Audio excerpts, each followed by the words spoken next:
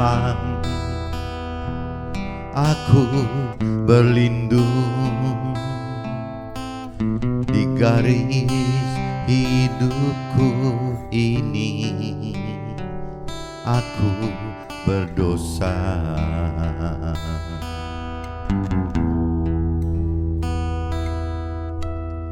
Di laut yang luas terbentang harapan, berdiri meratapi hilang harapan.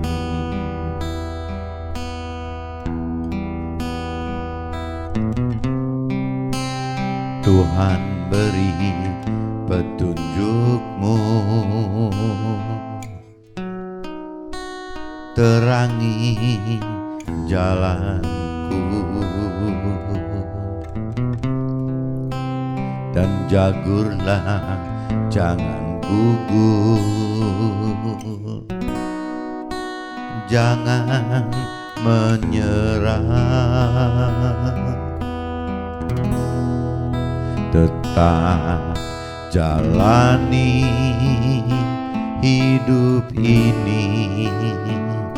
Janganlah gugur di tengah jalan, arus hidup masih panjang.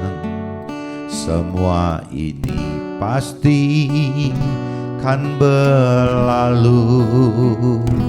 Oh Tuhan, mohon tunjukkan arah hidupku.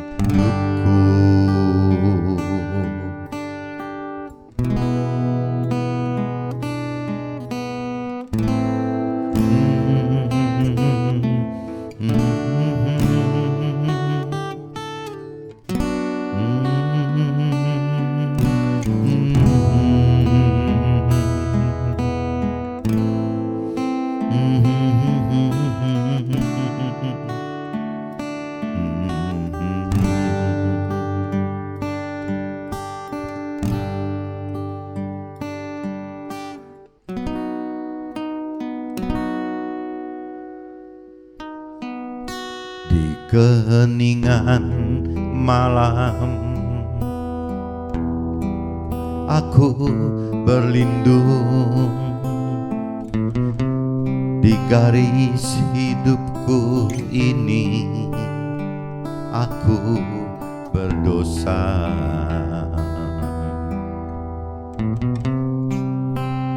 Tuhan beri petunjuk-Mu,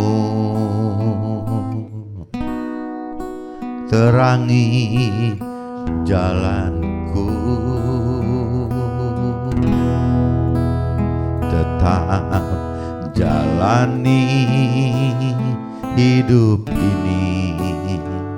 Janganlah gugur di tengah jalan, arus hidup masih panjang.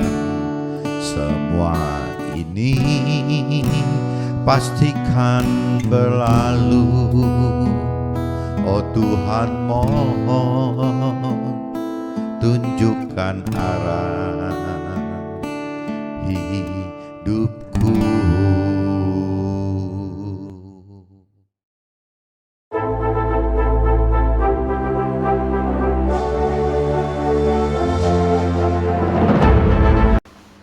Jumpa kembali di MTT Journey Version of Life. Pagi ini saya mau coba sharingkan teman-teman dengan temanya, firman sering kita sangkal dengan memaksakan sesuai jiwa kita. Karena firman itu multi tafsir gitu. Maksudnya teman-teman, jadi firman itu, perintah dan peraturan yang ada dalam firman Tuhan itu kadang-kadang isinya itu multi tafsir teman-teman. Ada bisa isinya dua makna, bisa juga lebih dari dua. Jadi memang apa ya, firman Tuhan itu Tuhan buat multi tafsir dengan maksud bagaimana caranya kita mesti ada kedekatan dengan roh Tuhan, teman. Kalau kita sudah dekat dengan roh Tuhan, nanti roh Tuhan yang akan menuntun kita ya firman yang mana gitu, yang memang tepat untuk kita lakukan. Nah, istilahnya kalau di dalam bahasa rohaninya untuk orang-orang Nasrani. Firman yang digerakkan oleh Roh Tuhan itu namanya rema, teman-teman. Tapi kalau firman yang cuma sifatnya multitafsir itu kan banyak sekali, teman-teman. Firman itu banyak sekali, kitabnya banyak, yang namanya pasalnya banyak, ayatnya banyak gitu. Jadi kemungkinan untuk multitafsir itu bisa terjadi, teman-teman. Bisa ada dua arti, bisa mungkin lebih dari dua arti gitu. Nah ini Tuhan ciptakan firman berbentuk logos gitu yang bisa multitafsir dengan firman yang berbentuk rema gitu, karena itu memang tepat apa yang Tuhan inginkan firman itu untuk kita gitu. Itu disebutnya rema gitu. Nah itu kita butuh menghidupkan Roh Tuhan, teman. Jadi di sini ya kalau kita tidak lebih dalam mengenal firman Tuhan, kita tidak lebih mampu mengerti firman Tuhan, kita tidak mengenal dan mengerti bahwa untuk mengerti firman Tuhan yang tepat yang mana untuk kita ini supaya tidak multitafsir, itu berarti butuh Roh Tuhan, teman. Roh Tuhan yang bisa mengguide kita, yang menuntun kita bahwa ini loh firman yang ini loh yang berguna untuk kita gitu, yang tepat untuk kita sekarang lakukan gitu. Nah ini butuh Roh Tuhan, teman. Jadi kembali lagi kalau kita tidak memiliki relasi roh Tuhan, roh kita dengan Roh Tuhan, akhirnya secara nggak sadar, teman-teman, akhirnya jiwa kita yang memilih, teman-teman, yang memilih ayat 1, 2, 3 ayat A, B dan C. Akhirnya jiwa kita yang milih, teman-teman.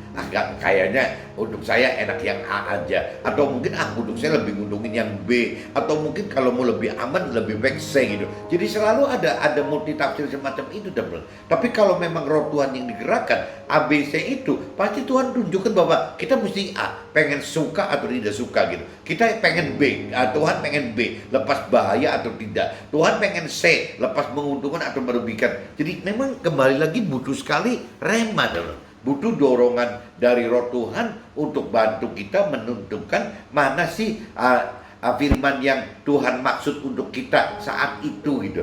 Nah mudah-mudahan teman-teman bisa nangkap maksudnya, teman-teman. Jadi secara kalau kita tidak lebih dalam, lebih mengerti, lebih berani melakukan firman Tuhan, akhirnya Roh Tuhan kita jadi mandul, teman-teman. Waktu Roh Tuhan kita mandul, akhirnya tidak bisa bicara maksimal, teman, untuk bisa melakukan firman sesuai dengan dorongan yang dari Tuhan. Itu nggak bisa terjadi, teman-teman.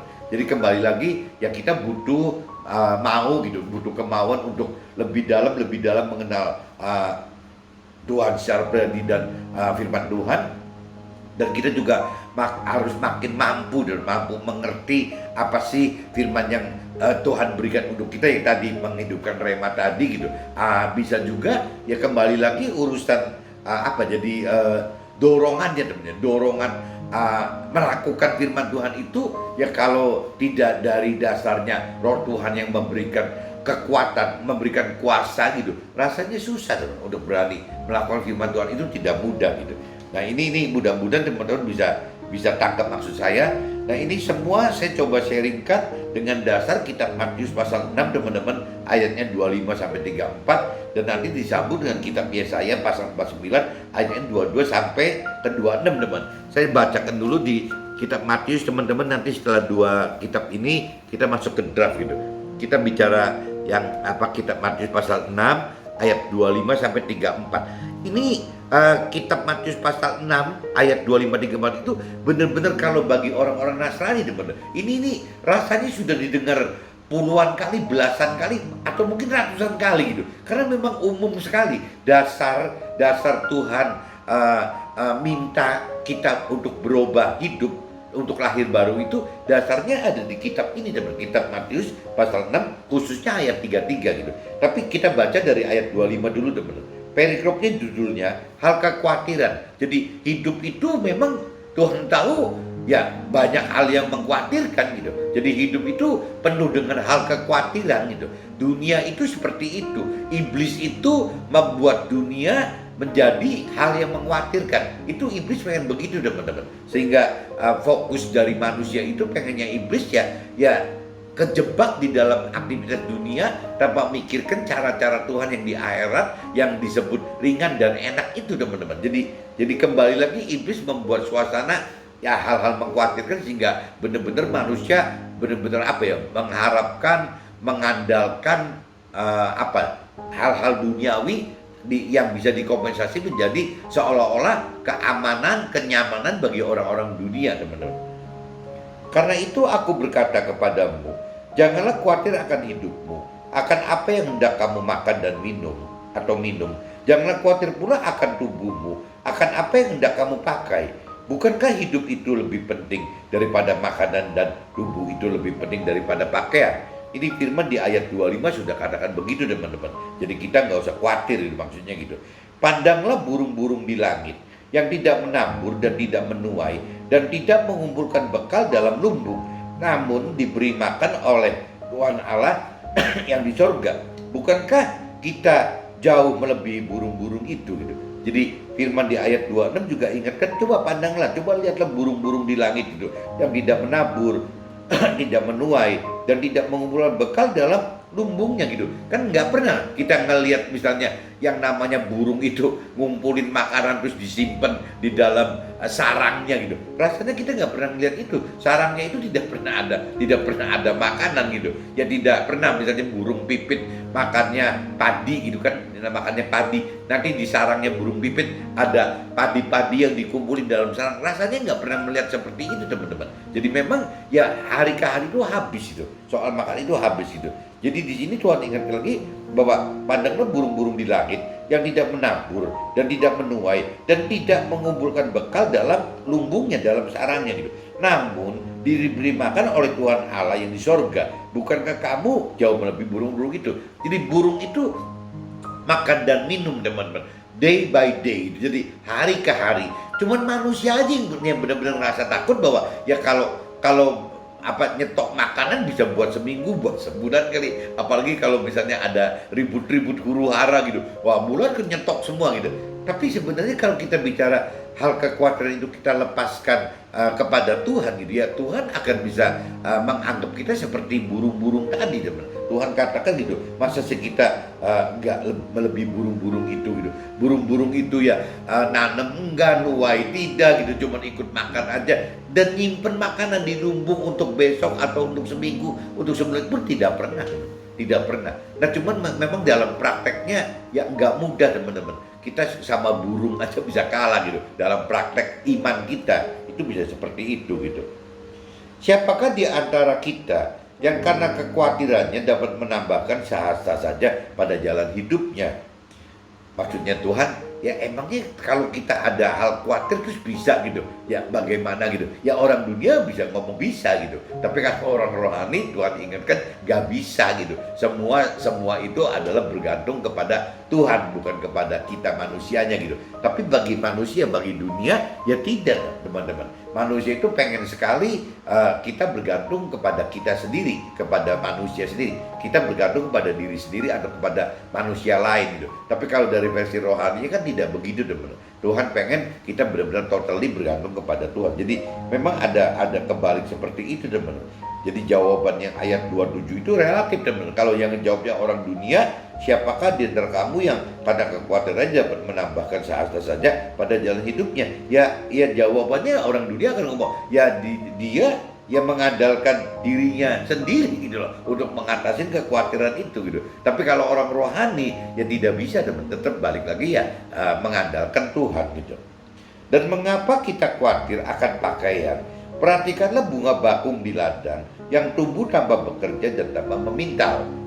Namun Tuhan berkata kepada kita, Salomo dalam segala kemegahannya pun tidak berpakaian seindah salah satu dari bunga itu.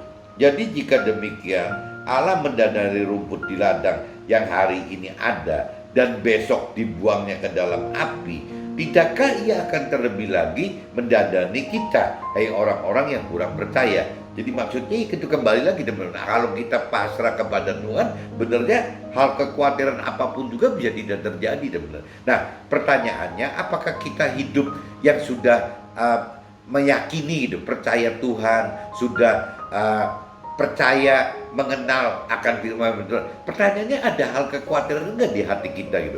Kalau selama ada hal khawatir, ya berarti belum bisa totally mengandalkan Tuhan gitu. Jadi tetap aja seolah-olah kalau bentuk kekhawatiran itu ya kalau dari kacamata Tuhan, dari posisi Tuhan, itu kayak bentuk penyangkalan diri teman-teman ya.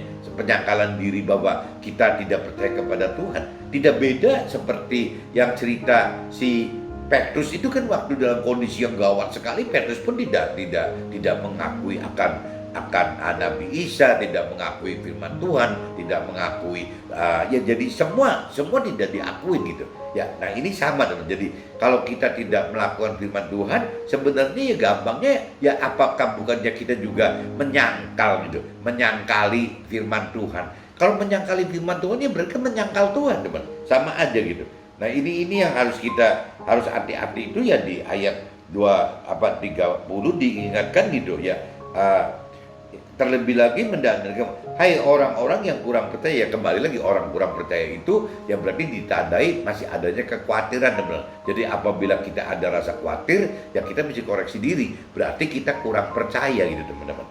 Dan biasanya kalau kurang percaya itu akhirnya menyangkal yang tadi saya jelaskan waktu di temanya gitu. Jadi karena firman itu multi tafsir gitu, akhirnya ya mencari firman yang seenaknya jiwa kita aja, yang menurut pikiran perasaan kehendak kita yang mana nih, ABC gitu, kita pilih. Tapi kalau kita bicara kita hidup percaya Tuhan, kita hidup bersama dengan Tuhan melalui Roh Tuhan gitu, rasanya kita udah nggak bisa milih dari jiwa kita teman-teman ya. Kita tidak bisa milih ABC, Tuhan yang menentukan mau A atau B atau C dengan semua konsekuensinya gitu. Nah itu yang harus kita ambil. Sebab itu janganlah kita khawatir dan berkata, apakah yang akan kita makan, apakah yang akan kami minum, apakah yang akan kita pakai. Semua itu dicari bangsa-bangsa yang tidak mengenal Allah. Akan tetapi Tuhan Allah di surga tahu bahwa kita memerlukan semuanya itu. Nah, jadi kalau kita selalu teman-teman khawatir akan apa yang kita makan, apa yang akan kita minum, apa yang akan kita pakai. Bahkan kalau ini kan zaman dulu teman. Kalau zaman sekarang mungkin ada kebutuhan primer, sekunder, dan tersier gitu.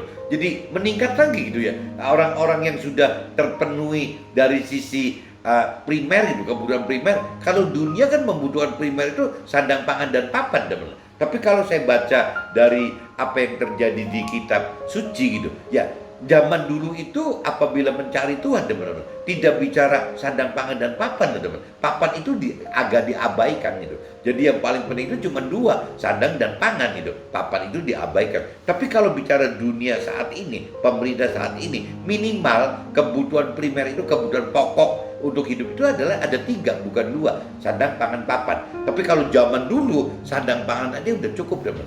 Ini cerita zaman sekarang butuh sandang, pangan, papan. Nah, dalam hal cerita sudah sandang, pangan, papan, ini ujung-ujungnya itu kan kebutuhan primer teman. Ya, butuh lagi kebutuhan sekunder. Kebutuhan sekunder berarti ya kebutuhannya mulai dilengkapi nih. Yang namanya makan itu tidak asal makan, mesti bergizi, mesti ada protein, mesti ini. Minum pun sama, mesti sehat, mesti gini, mesti gini. Yang namanya papan pun sama teman. Tidak bisa istilahnya tidak ada meja tamunya, tidak ada lemarinya, tidak ada kulkasnya, tidak ada AC. Ya akan terus teman. Nah waktu mencapai itu cerita kebutuhan sekunder gitu. Tapi begitu nyampe ke tertier teman, mulai lagi teman-teman. Ya ruangan itu dibagi-bagi. Kalau yang namanya untuk ruangan tamu yang kita nggak kenal berarti ruang tamunya di depan. Begitu nanti ruang tamunya untuk tamu-tamu kenal disebutnya ruang family, ruang keluarga, karena tamu sudah bisa dianggap keluarga. Nanti terus seperti itu. Jadi masing-masing ruang belajar mesti sendiri, ruang doa mesti sendiri gitu.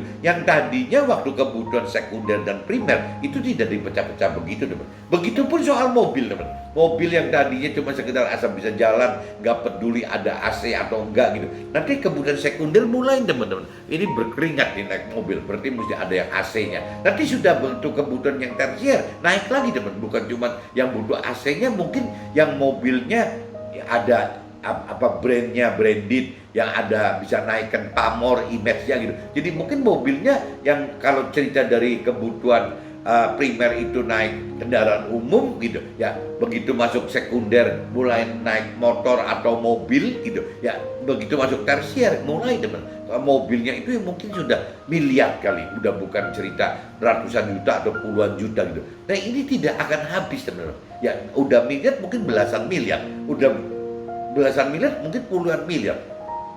Kalau mobilnya sudah belasan atau puluhan miliar, biasanya umumnya butuh jet pribadi, teman-teman. Nyambung lagi. Jadi tersier itu nggak pernah habis-habis, teman. Jadi kebutuhan primer, sekunder, tersier itu memang tidak pernah akan habis gitu. Ya kembali lagi tergantung kitanya gitu. Tapi kalau semakin kita dituntut oleh dunia semacam itu, biasanya teman-teman timbul hal-hal kekhawatiran tadi, teman-teman. Jadi kalau dari sisi rohani, ya kenapa Tuhan anjurin, udahlah nggak usah takut ya, yang penting ada sandang pangan aja juga udah bagus gitu. Nah maksudnya Tuhan bukan berarti kita tidak boleh kaya, teman-teman. Jadi intinya kita harus bisa berpikiran bahwa basically gitu. Kalau kita ada sandang pangan aja, kenapa sih kita mesti khawatir yang lain gitu? Maksud firman Tuhan seperti itu, teman-teman. Bukan berarti kita ini ikut Tuhan cuman boleh mendapatkan sandang dan pangan aja gitu. Bukan itu, teman-teman. Tuhan pengen semua, ya istilahnya yang namanya kebutuhan primer, kebutuhan sekunder, tersier gitu.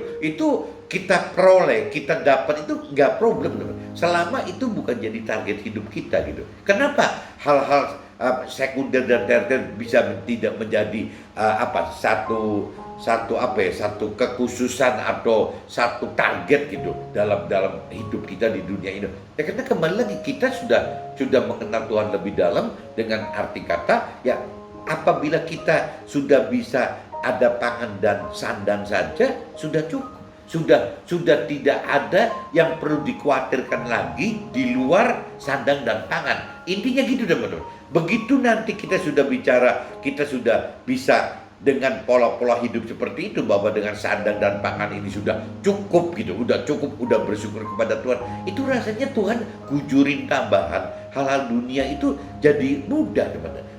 Tuhan tidak was-was gitu. Jadi seperti yang dikatakan di sini di ayat 33 kan, teman-teman. Di ayat 33 itu katakan kan, tetapi carilah dahulu kerajaan Allah dan kebenarannya, maka semuanya itu akan ditambahkan kepada kita gitu. Jadi ya Tuhan itu begitu kita sudah bisa bersyukur dengan posisi sandang dan pangan kita itu bersyukur cukup gitu. Ya rasanya sudah waktunya Tuhan tambahkan saja gitu. Untuk Tuhan gampang sekali kok tambahkan hal-hal yang orang dunia inginkan gitu. Ya tadi kebutuhan primer yang akan dikompliti dengan kebutuhan sekunder dan tersier itu untuk Tuhan mudah sekali, teman-teman.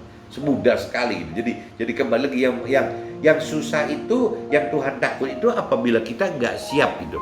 Jadi kitanya masih hidup itu masih khawatir, ya pengen, ya itu tadi yang cerita pangan sandang papan itu, ya pengen yang setelah primer lompat lagi pengen yang sekunder itu pengen yang tersier gitu. Ya kalau sampai masih seperti itu ya Tuhan takut gitu. Jadi di sini kembali lagi ya, hai orang yang kurang percaya itu adalah orang yang masih khawatir, teman-teman. Padahal secara sandang dan pangan Tuhan sudah cukupi. Dan Tuhan inginkan itu apabila sandang dan pangan tercukupi, harusnya kita sudah bisa masuk sebagai orang yang total percaya ke Tuhan itu. Nah waktu hati kita bisa berubah seperti itu, pikiran perasaan kita bisa berubah seperti itu, hanya dengan sandang dan pangan aja sudah bersyukur dan tidak ada rasa khawatir lagi. Rasanya Tuhan harusnya akan tambahkan hal-hal duniawi yang untuk kitanya bisa menjadi alat Tuhan yang lebih potensi dan lebih efektif gitu, teman. Jadi Tuhan tahu itu gitu. Sebab itu janganlah kamu khawatir dan berkata, apa yang akan kami makan, apa yang akan kami minum, apa yang akan kami pakai. Nah ini syarat utamanya, ini sandang pangan ini, teman-teman. Kalau kita sudah kita mengerti bahwa dengan adanya sandang pangan ini tercukupi semua, ya kita kekhawatiran itu akan hilang, teman-teman. Semua itu dicari dengan bangsa-bangsa. Jadi kalau urusan yang firman ingatkan, urusan sandang pangan dan segala macam makanan, minuman, pakaian itu, dan kebutuhan sekunder tersier itu, ya semua itu dicari bangsa-bangsa yang tidak mengenal Tuhan Allah. Akan tetapi Tuhanmu yang di sorga tahu bahwa kita memerlukan semuanya itu. Jadi bukan Tuhan tidak tahu, Tuhan tahu gitu. Tetapi Tuhan bilang di ayat 33, tetapi carilah dahulu kerajaan Allah dan kebenarannya, maka semuanya itu akan ditambahkan kepada kita gitu. Nah, sebab itu janganlah kita khawatir akan hari besok, karena hari besok mempunyai kesusahannya sendiri. Kesusahan sehari cukuplah untuk sehari. Ini kalau kita punya iman ya bahwa hidup bersama Tuhan itu pasti ya mengalami keselamatan, teman-teman. Cuman ya kembali lagi ya dalam prakteknya nggak mudah, teman. Nah ini saya coba lanjut, teman-teman, di kitab Yesaya pasal 49. Coba teman-teman cari Yesaya pasal 49 teman-teman, ayatnya 22 sampai 26 aja teman-teman. Bunyinya teman-teman, beginilah firman Tuhan Allah, lihat aku mengangkat tanganku sebagai tanda untuk bangsa-bangsa dan memasang panji-panjiku untuk suku-suku bangsa. Maka mereka akan menggendong anak-anakmu laki-laki dan anak-anakmu perempuan akan didukung atas bahunya. Ini cerita di Yesaya 49 ini cerita yaitu teman-teman. Jadi orang tua yang belajar berubah hidupnya dengan lahir baru, yaitu dengan mau mengenal, mau mengerti gitu, ya mampu mengerti, berani melakukan firman Tuhan. Itu ceritanya itu teman-teman. Nah waktu awal-awal pasti groginya setengah mati, pasti ngalami hal-hal yang kekhawatiran tadi seperti yang di kitab Matius pasal 6 tadi teman-teman, ya ngalamin itu. Tapi setelah berjalannya waktu teman-teman, setelah kedalaman pengalaman firman-Nya lebih dalam, setelah kemampuan mengerti firman-Nya lebih mengerti gitu, ya keberanian untuk melakukan firman-Nya lebih nyata, lebih berani melakukan. Nah, waktu si orang tua ini sudah ngalamin masa-masa seperti ini teman, orang tua ini mulai baru melihat teman, baru sadar gitu, oh beginilah firman Tuhan Allah gitu. Lihat, aku mengangkat tanganku sebagai tanda untuk bangsa-bangsa. Ini cerita Tuhannya nih, Tuhan yang akan mengangkat tangan untuk tanda bangsa-bangsa gitu. Dan memasang panji-panjiku, memasang panji-panjinya Tuhan untuk suku-suku bangsa. Jadi kan dilindungi nih orang yang melakukan firman Tuhan itu, istilahnya Tuhan yang akan lindungi gitu.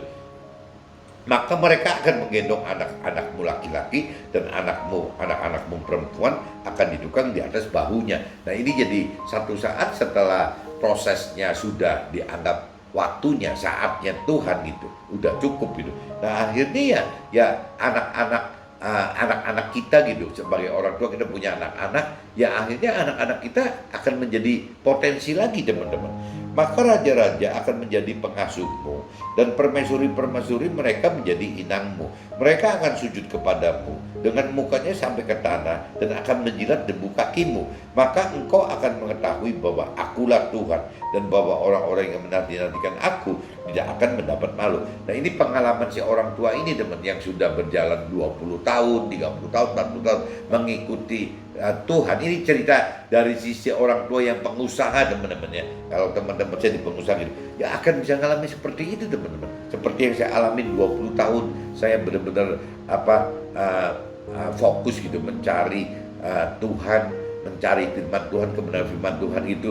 Dan ya saya ngalamin gitu rasa hal kekhawatiran, ini jadi nasib saya bagaimana itu saya ngalami teman-teman. Tapi setelah berjalannya waktu, sekarang saya baru sadar bahwa oh iya ya itu di dalam firman sudah ada semua gitu sebenarnya. Jadi betapa pentingnya kita mengenal dan mengerti firman Tuhan teman. Kalau kita sudah mengenal mengerti firman Tuhan, dan ya baru kita akan percaya teman, percaya sama Tuhan bahwa tidak ada yang Tuhan perintah peraturan itu membawa kesesatan atau kebinasaan atau kehancuran, tidak ada teman-teman. Semua akan menuju kepada kebaikan gitu.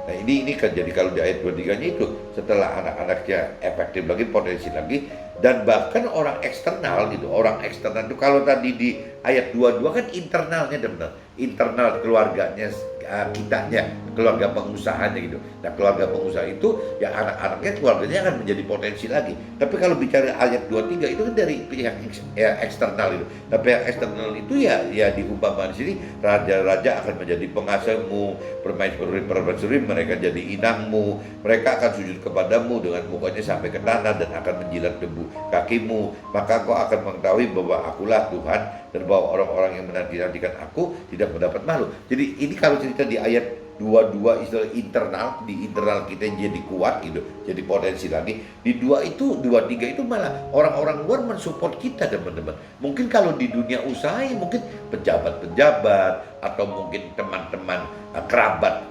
usaha gitu, itu semua itu mensupport kita, atau tim gitu ya, tim orang-orang yang profesionalnya gitu, yang istilahnya orang-orang karir dan profesional, itu semua mensupport kita teman-teman. Kenapa? Ya karena Tuhan gitu. Nah, dapatkah direbut kembali jarahan dari pahlawan? Atau dapatkah lolos tawanan orang-orang gagah? Sungguh, beginilah firman Tuhan. Tawanan pahlawan pun dapat direbut kembali, dan jarahan orang gagah dapat lolos. Sebab aku sendiri akan melawan orang-orang, sebab Tuhan sendiri akan melawan orang-orang yang melawan kita, dan Tuhan sendiri akan menyelamatkan anak-anak kita gitu. Nah ini kalau kita bicara kita hidup bersama dengan Tuhan, apabila anak-anak kita hidup bersama Tuhan, tidak ada hal yang mustahil. Apa yang hilang itu bisa kembali lagi, bahkan yang tidak ada pun jadi ada gitu. Nah ini hebatnya kalau kita hidup bersama Tuhan itu seperti ini teman. Meskipun konsekuensi untuk bisa hidup bersama Tuhan itu ya harus mengalami hal-hal yang mengkhawatirkan tadi, ya bahkan bisa mengalami penderitaan, penindasan gitu. Memang cara Tuhan memang seperti itu teman-teman, tidak ada cara lain gitu. Ya sampai ujungnya gitu, ya sampai ujungnya bagaimana kita bisa merasa bahwa dengan sandang pangan aja kita udah bersyukur kepada Tuhan.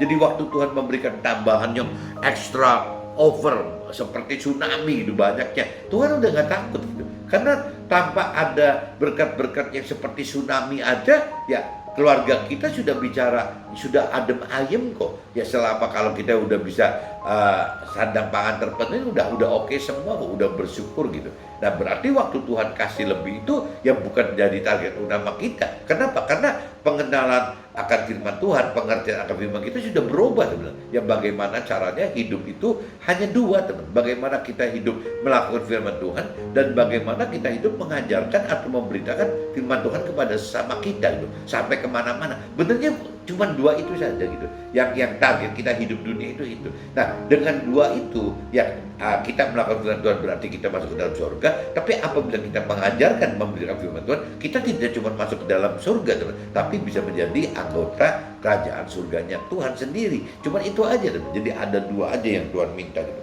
Jadi di sini dikatakan lagi ya bukan hal yang mustahil kalau cerita kita hidup bersama Tuhan itu, yang hilang pun bisa kembali teman-teman, dan bisa juga yang tidak ada menjadi ada gitu.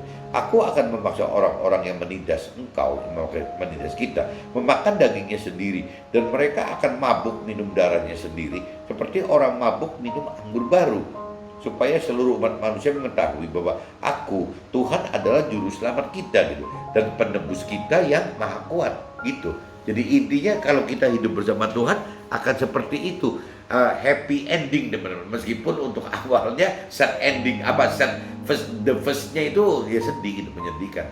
Ya karena kita kembali lagi butuh proses, tapi setelah kita terproses gitu, ya seperti cerita yang sering diutarakan, ulat jadi kupu-kupu itu gitu. Jadi setelah si ulat ini mengalami proses menjadi kepompong ini teman-teman, waktu proses kepompong ini kan jadi persiapan untuk kekuatan untuk waktu menjadi kupu-kupu teman-teman. Kupu-kupu itu teman-teman pernah dengar nggak cerita bahwa kupu-kupu itu bisa nyebrangin antar negara loh teman-teman. Itu dari ulat yang segitu kecil yang proses kepompong ya menjadi kupu-kupu itu menyeberangi samudra loh teman-teman. Kupu-kupu itu lebih hebat dari kita gitu. Kalau kita mesti naik kapal laut atau kapal terbang gitu. Kalau yang namanya kupu-kupu itu dengan terbang saja loh. Coba bayangin untuk nyebrangin misalnya dari Indonesia ke Australia, kita butuh berapa hari teman-teman? Ya seekor kupu-kupu bisa nyampe ke Australia gitu. Nah ini yang kenapa bisa kupu-kupu ini sekuat ini gitu. Ya karena kembali lagi waktu proses di dalam kepompong itu dibentuk teman. Bagaimana sama aja kita orang teman, dalam penderitaan kita, waktu kita untuk mendapatkan sandang pangan itu kita bersyukur itu untuk mendapatkan pola pikir, pola rasa dan kehendak kita itu bahwa dengan sandang pangan itu udah benar-benar bersyukur kepada Tuhan gitu. Nah ini nggak mudah untuk mendapatkan proses ini, nggak mudah. Tapi begitu kita sudah dalam posisi itu, Tuhan gujurin berkat banyak pun kita nggak takut gitu. Ya Tuhan cuma takut satu, jangan sampai gara-gara berkat-berkat duniawi itu membuat kita kehilangan Tuhan gitu. Cuma itu aja. Yang Tuhan takut cuma itu aja gitu. Kalau buat Tuhannya mudah-mudah aja memberi berkat gitu. Tapi buat Tuhan terlalu takut apabila kita tidak siap gitu untuk bisa menuai berkat-berkat duniawi itu.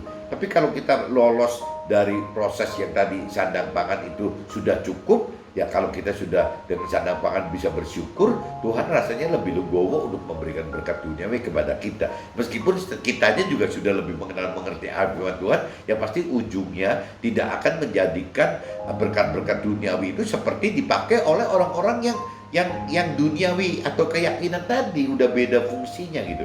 Yang kita akan gunakan yang namanya berkat-berkat duniawi itu menjadi alat Tuhan, ya bagaimana ya kita sendiri lebih berani melakukan firman Tuhan, dan juga kita lebih belajar untuk mengajarkan atau memberitakan kebenaran firman Tuhan kepada sesama kita di mana-mana, kemana-mana, ya untuk ya bagaimana menyelamatkan sesama kita ini seperti Tuhan hendak menyelamatkan kita dan semua manusia di dunia ini, teman-teman. Tidak cuma agama Nasrani aja tuh, semua agama manusia. Yang penting manusia itu Tuhan pengen sekali diselamatkan, teman-teman. Nah, ini saya sudah coba utarakan dari bacakan di kitab Matius, teman-teman. Kitab Matius pasal 6 ayat 25 34 dan Yesaya 49 22 sampai 26. Nah, saya coba sekarang masuk ke dalam draft saya aja, teman. Apa yang saya alami gitu. Jadi 20 tahun lebih telah berlalu sejak tahun 2000, teman. Jadi sekarang 2021, hampir 2022, hampir 21 tahunan gitu ya, hampir menjelang ke 22 tahun gitu. Dimana sebagai pengusaha yang dimulai dari masa remaja, jadi saya mulai kerja itu umur 20, teman-teman, sampai 40, teman-teman. 40 itu karena 40 jadi masa ke remaja 20 sampai 40 tahun. Oleh karena situasi dan kondisi atau karena dorongan hati, atau bisa juga Tuhan datangkan permasalahan sehingga terjadi perubahan dalam hidup saya. Nah, kalau cerita yang nyata-nyata dalam hidupnya Nabi Ayub, jelas dan Tuhan datangkan permasalahan. Tapi kalau saya lihat apa yang terjadi waktu tahun 2000 di hidup saya, waktu itu saya umur 40, sama teman, seperti didatangkan masalah. Meskipun waktu itu masih masalahnya nggak seberat Nabi Ayub kali, ya masih bisa diselesaikan mau pakai cara Tuhan apa cara keluarga gitu, masih bisa begitu, teman. Tapi saya nggak tahu, terdorong kok saya tetap ya menyelesaikannya dengan cara rohani gitu, dengan cara Tuhan gitu. Ya itu pun juga mungkin karena Tuhan juga kali, Tuhan yang mendorong itu. Dan saya orang rasio kok, keluarga saya semua pengusaha gitu. Sebenarnya untuk minta tolong keluarganya mudah sekali, tapi waktu itu saya nggak bisa gitu. Jadi tetap saya milih cara rohani, saya pengen tahu cara rohani, cara Tuhan itu bagaimana gitu.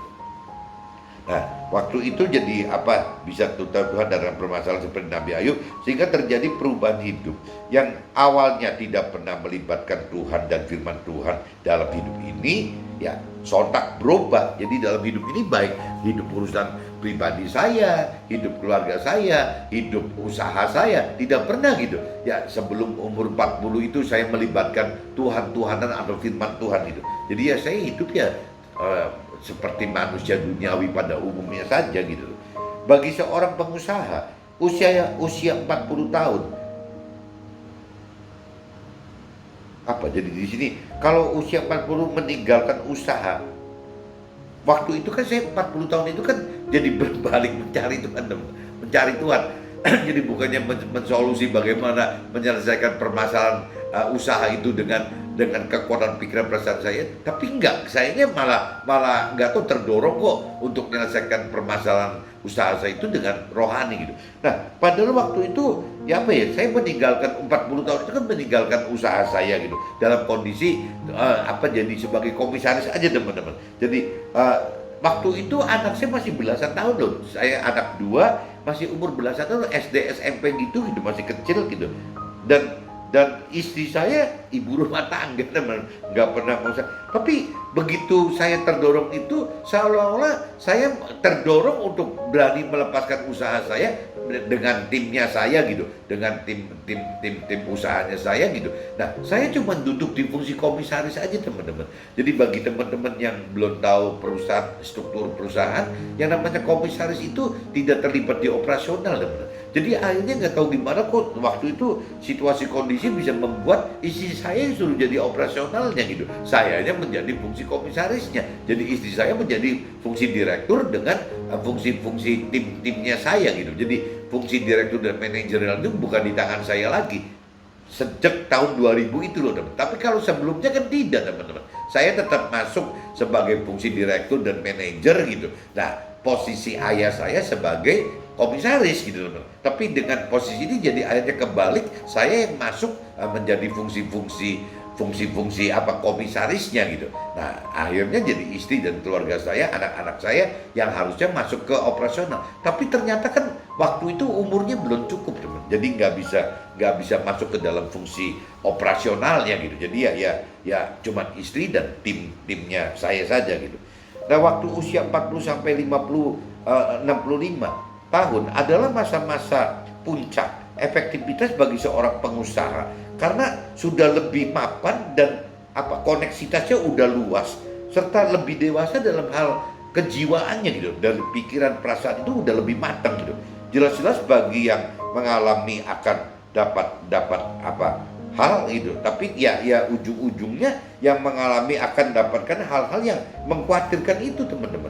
Jadi kalau benar-benar istilahnya kita lepaskan waktu umur 40, 55, 65 itu mestinya bagi manusia, bagi pengusaha itu sangat mengkhawatirkan, karena ya udah nggak benar gitu secara duniawi. Yang melepaskan secara pengusaha itu melepaskan istri dan timnya itu di usia 40 sampai 55, 65 itu sudah hal yang nggak wajar gitu, bagi dunia umumnya nggak wajar gitu.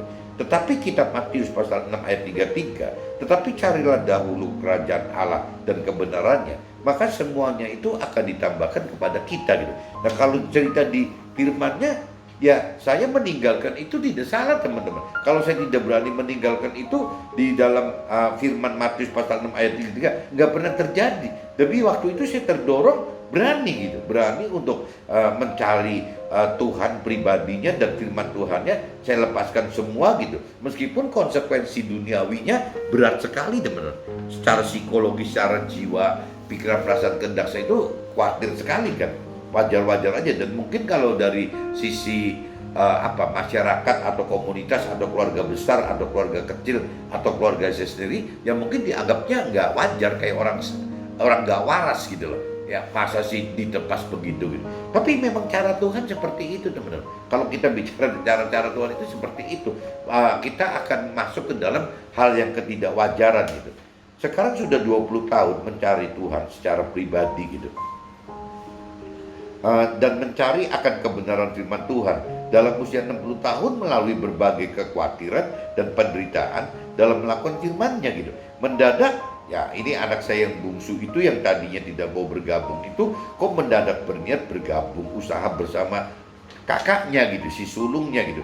Jadi saya tahun ini jadi mendapatkan tambahan kekuatan keluarga itu, ya saya sendiri, istri saya dan 2 anak saya jadi kumpul kembali dengan 4. Bahkan kalau saya lihat jadi saat ini kami bersatu dengan 4 pilar keluarga lagi. Jadi seorang bapak, seorang ibu, ada anak sulung, ada si bungsu, anak bungsu gitu. Kita berempat udah kumpul lagi, dan Tuhan kirim orang-orang untuk dapat membuat tim profesional di induk perusahaan maupun divisi usaha saya, teman-teman. Jadi Tuhan itu mungkin saya anggap ini sudah saatnya Tuhan, sehingga Tuhan mengadakan perubahan ini. Nah, perubahan yang saya maksud ini ya terkait dengan firman tadi, kitab Yesaya 49, teman-teman, yang ayat 22 sampai 23 gitu.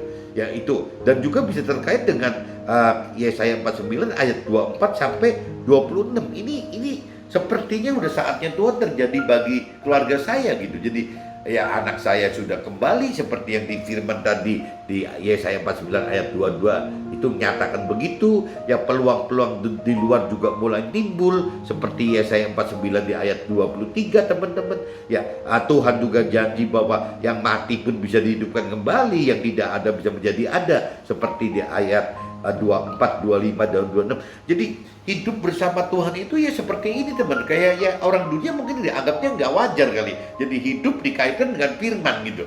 Selalu begitu. Jadi selama 20 tahun ini saya hidup itu benar-benar dasarnya dari apa yang firman katakan gitu. Apa yang firman janjikan, ya memang seperti itu gitu. Jadi hidup itu ada tuntunannya gitu, teman-teman. Ada tuntunan untuk bisa seperti itu. Dan saya alamin itu, teman-teman. Jadi kalau saya lihat di tahun 2021 ini menjelang ke 2002 ini, kok kekuatannya sudah jadi lebih mapan dibanding waktu tahun 2000 awal kan, ini udah 20 tahun berjalan gitu. Nah kalau kita lihat di kitab Yesaya 49 ayat 23, kesempatan eksternal akan Tuhan datangkan sehingga orang-orang yang menanti-nantikan Tuhan tidak akan mendapatkan malu gitu. Jadi kalau kita lihat yang tadi detailnya gitu teman-teman, kalau kita detailkan di ayat 22, Yesaya 49 ayat 22 itu, beginilah firman Tuhan Allah, lihat aku akan mengangkat tanganku sebagai tanda untuk bangsa-bangsa dan memasang panji-panjiku untuk suku-suku bangsa, maka mereka akan menggendong anak-anakmu laki-laki dan anak-anakmu perempuan akan didukung di atas bahunya. Nah saya ambil kesimpulannya saya 49 ayat 22 ini, ya tadi saya katakan kok jadi anak-anak saya jadi malah berkumpul balik gitu, padahal yang tadinya si bungsu kan ingin mandiri gitu. Nah akhirnya sekarang sudah bisa memutuskan akan bergabung dengan saya. Nah kejadian seperti ini bagi orang dunia itu dianggapnya nggak wajar, bener. Masa sih ada kitab Yesaya 49 dengan ayat 22 cerita begini aja kok, yang namanya saya bisa melibatkan anak bungsu saya. Ya kalau buat saya 20 tahun itu ya memang hidup begitu, teman. Jadi hidup saya itu bukan dengan jiwa saya, dengan pikiran perasaan kehendak saya, tapi saya belajar hidup bagaimana dengan firman Tuhan gitu. Karena firman Tuhan adalah jiwanya Tuhan gitu. Jadi kalau manusia itu terdiri bisa ada pikiran, perasaan dan kehendak dari kita sendiri manusianya, Tuhan juga sama. Tuhan juga punya pikiran, perasaan dan kehendak dari Tuhannya pribadi gitu. Nah, yang namanya pikiran, perasaan, kehendak Tuhan itu lebih mudah dibaca teman-teman, karena semua itu dasarnya dari firman. Tuhan itu tidak pernah bisa berbuat di luar firman-Nya Tuhan gitu. Jadi Tuhan ya sama aja identik dengan firman Tuhan. Firman Tuhan ya adalah identik dengan Tuhan. Jadi kalau kita tidak menguasai firman Tuhan, ya kita tidak hidup bersama Tuhan. Meskipun kita tiap hari berdoa gitu, yang Nasrani ke gereja, yang muslimnya ke masjid, itu nonsens semua gitu. Kalau sampai tidak menghidupkan roh Tuhan di dalam kehidupan kita sehari-hari, kalau kita tidak menguasai firman Tuhan, itu nonsens. Akhirnya kita percaya cuma orang-orang aja gitu. Apa artinya mentor rohani? Apa artinya rohaniawan kalau kita sendiri tidak mengenal akan firman Tuhan? Kalau buat saya seperti itu teman-teman. Jadi kalau cerita mentor rohani atau rohaniawan itu adalah sparring partner saya gitu, untuk bagaimana saya bicara teori-teori rohani dan teori-teori teologinya gitu. Tapi kalau bicara power gitu, powernya kuasa Tuhan, ya adanya di kita dengan roh Tuhan itu gitu. Tidak bisa digantikan roh Tuhan itu oleh mentor rohani kita ada rohaniawan, tidak bisa teman-teman. Mentor rohani dan rohaniawan itu hanya membimbing kita untuk lebih mengenal firman-firman saja. Tapi waktu kita melakukan firman Tuhan, bukan tugasnya mentor rohani dan rohaniawan, tapi tugasnya kita hidupkan roh Tuhan di dalam kita, ya untuk bisa melakukan firman Tuhan itu. Nah kalau di Nasrani kan katakan kan roh Tuhan itu kan Roh Kudus gitu kan, umumnya ngatakan begitu. Tapi kalau di teman-teman saya yang Muslim katakan itu Nur gitu. Jadi apa bedanya? Sama aja gitu. Pengen Muslim, pengen Nasrani sama aja. Yang saya belum tahu cuma di luar Nasrani sama Muslim ada nggak sih seperti itu gitu? Ada hal-hal yang firman yang dari Tuhan, apa benar-benar ada roh Tuhan yang diberikan kepada setiap kita gitu. Ya saya nggak ngerti. Tapi kalau yang saya tahu di Muslim dan di Nasrani dan Muslim itu ada banget gitu. Jadi kalau saya kembalikan lagi yang cerita yang ayat 22 itu ya bunyinya gitu. Bagaimana internal saya diperkuat oleh Tuhan. Tapi kalau kita bicara ayat 23 aja teman-teman. Maka Yesaya 49 ayat 23. Maka raja-raja akan menjadi pengasuhmu dan permaisuri-permaisuri mereka menjadi inangmu. Mereka akan sujud kepadamu dengan mukanya sampai ke tanah dan akan menjilat debu kakimu. Maka engkau akan mengetahui bahwa akulah Tuhan. Dan bahwa orang-orang yang menanti-nantikan aku tidak akan mendapat malu. Nah kalau cerita Yesaya 49 ayat 23 teman, kalau buat saya pribadi kesannya itu urusan bukan internal tapi eksternal gitu. Jadi saya mendapat support dari orang-orang eksternal saya. Ya kalau di sini disebutnya raja-raja, mungkin apa sih? Mungkin disebutnya apa? Pejabat-pejabat pemerintah kali mendukung saya. Yang disebut raja-raja itu bisa juga kerabat usaha saya yang sudah besar-besar sekali perusahaannya mungkin gitu. Ya itu dianggapnya gitu. Dan permaisuri-permaisuri mereka menjadi inangmu. Ya saya nggak ngerti apa permaisuri itu berarti diidentikan dengan orang-orang di dalam internal saya mungkin gitu, jadi seperti tenaga profesional atau apa gitu ya, ya akan menjadi inangnya saya gitu. Mereka akan sujud kepada kita dengan mukanya sampai ke tanah, bukan ke kitanya loh, karena memang mereka tahu bahwa ya ada Tuhan di dalam kita gitu. Nah ini kalau saya tangkap di ayat 22 seperti itu teman-teman. Kalau cerita di ayat 23-nya yaitu dari eksternal itu gitu. Nah, oleh hal kekhawatiran, maka sering kita menyangkal menyangkal diri dengan paksakan firman ditafsirkan salah gitu, sehingga kita tidak melakukan firman sesuai jiwa Tuhan.